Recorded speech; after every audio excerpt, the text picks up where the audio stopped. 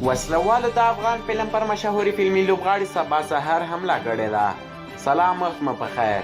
که غواړئ له دغې پیښې خبر شئ ویډیو تر پایه وګورئ. زموږ چینل سبسکرایب او دا ویډیو له نورو ملګرو سره شریکه کړئ. د افغان سینما پر مشهوري فلمي لوبغاړي سبا سهار نن سهار د ناپېژاندو کسانو له لوري وسلواله حمله شوې. د سبا سهار د کورنۍ غړي وایي چې دا نن سهار د کور څخه د خپلې دندې پر لور روانه وه چې څو وسلوالو ورباندې د کابل ښار د نوي کارتې په سیمه کې حمله کړې او زخمي کړې ده.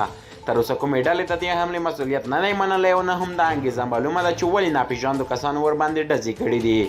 سبا سهار د کابل اوسیدونکي ده چې د فلمي لوبغاړي او فلم جوړولو ترڅنګ د ملي پولیسو په لیکو کې هم دنده لري. دا د سبا فلم بنسټ ایښودونکي ده چې د خپلې کمپنۍ له لارې یې 3 ځانګړي فلمونه هم نندارې ته وړاندې کړي دي.